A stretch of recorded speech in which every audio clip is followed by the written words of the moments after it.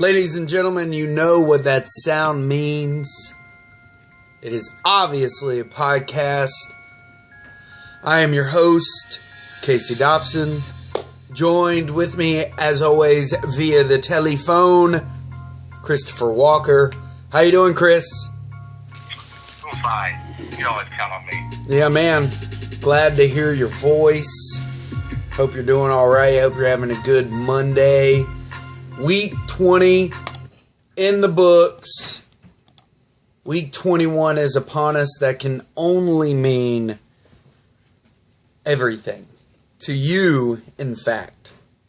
How you doing, man? I pull it up this morning.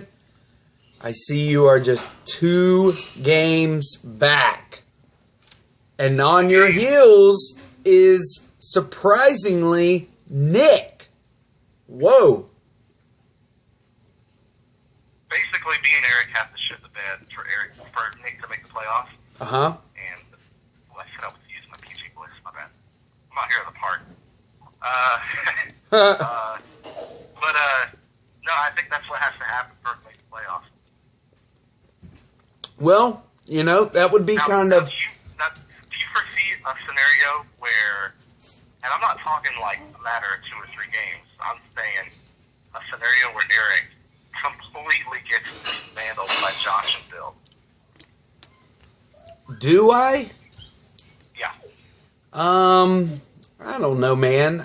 You know, it's a week-to-week basis, really, so, you know. What? For somebody who just won, you sound a little down in the dumps, my friend. No, I think that question kind of caught me off guard. I hadn't really thought about it, honestly. You know, what can Josh's team do from this point on? Okay, he's got good players. He's got Scooter Jeanette and Bogarts, and Ozuna's still on the DL. You're gonna make me upset, son. Yeah. You know, I don't know, man. As long as he's definitely got to pay attention to the damn roster. I know that's something like Eric's probably banking on. You know, it's a sad day when one of our leaders, man, one of our champions, he's fallen by the wayside. I'm not happy about this. I basically agree. It's a downright, in terms of fantasy, a tragedy. Yeah, it's a sad day, man.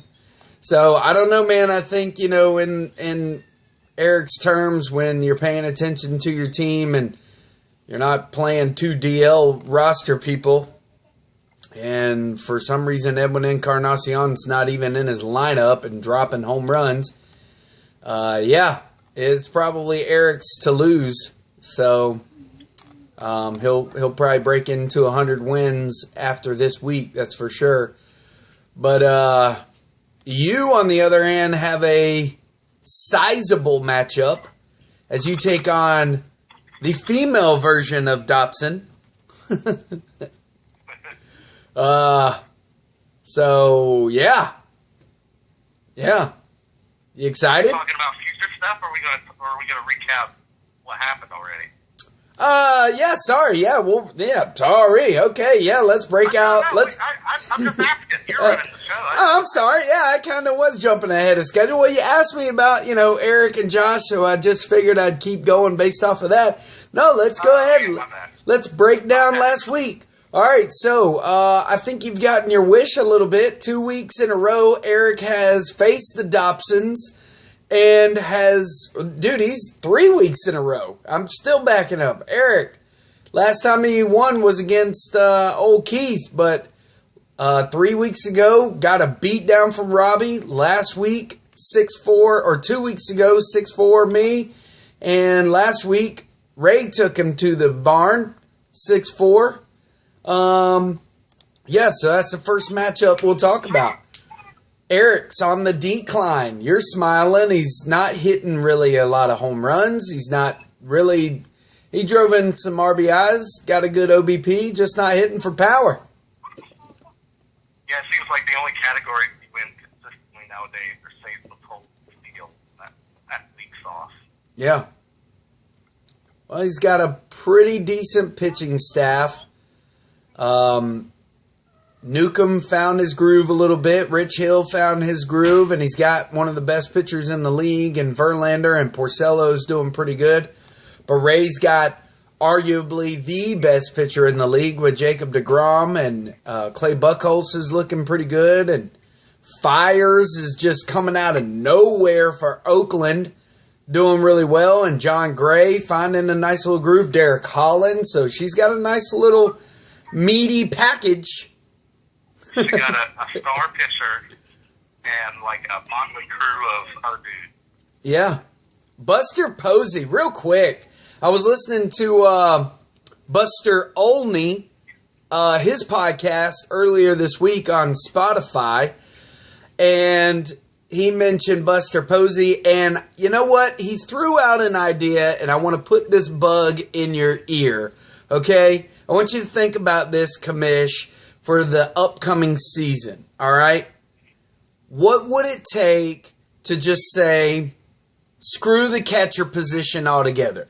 Your thoughts? Oh, you mean in our league? Uh-huh. I haven't really given that a whole lot of thought. Man, you think catcher that bad? I think catchers are that irrelevant. Well, okay. So, what does that mean exactly for, like you said, Buster Posey or some other good enough catcher, good enough to start in the utility spot catcher? Are you going to force a catcher to be in the utility spot? No, here's an idea that I am posing to you, and again, I'm not exactly sure if this is possible, but is it possible to do two utility positions? It is most definitely possible. I want to throw this idea out there. Huh? Oh, go ahead. Go ahead. That maybe we do away, and this may be actually, this conversation right now that's not even written on my notes, this may be the one that gets started in the chat room. I'm hoping that it does, because I think it's a really good topic and a really good starting point that, let's face it, catchers to me are irrelevant. They play every other, they may get 2 days in a row, and then they're off a day or two, and with the addition of a Thursday and Monday where you're not getting a lot of games, you're really not getting a lot of productivity from that roster spot.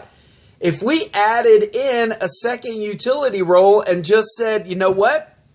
If you find a catcher that you feel is going to be as productive or more productive than, say, an addition of a utility spot guy or a second utility spot, I don't know, man. It may be, it may make next season, and let me put this out there, it may make next season even more competitive than this one. I think I'm going to withhold comment until the chat. How about that? Hey, I think that's awesome. I think that's a good little cliffhanger you got there. So, man, we spent a little bit too much time on that, but hey, put that out there, man. It's there for you to digest. All right, so moving on. Looked like a couple weeks back, Bill was going to contend in the playoffs. I'm going to go ahead and say I think he's out. I know he's upset about that. Made a few, probably the biggest thing that cost him is not having Judge, because he's got some guys. Polanco, David Peralta is having a season. Jed Lowry started heating up. Andujar, I want to mention him or bring him up maybe later in the show anyways, but he's got a good team. He just doesn't have really the best pitching staff. Luis Severino kind of dropped the ball a couple weeks in a row and really affected his standings, and Shane did what he needed to do this week and really kind of set himself up for a spot in the playoffs moving forward. Your thoughts? Right. Well, I got an intriguing thought for you. I think the difference between Ray's team and Bill's team is that her ace has held up and Bill's Rays team is constructed right now. I know it's changed a little bit, but I think that this is my kind of way of saying there is hope that I can win big against Ray. We'll get into that. We'll get into that because your matchup is coming up. Yep. Speaking of which, Jason taking care of Keith. It was kind of a close matchup, man. Keith took 2 of the batting stats, and that was it. But Jason was real close in home runs and in RBIs. Stolen bases were close. Let me ask you, is Jason nervous at all? Not necessarily about the remaining 2 regular season weeks, but about the playoffs. I don't think he's nervous about the playoffs. I think he wants the bye week bad, though. I do think he feels like he can compete with anybody.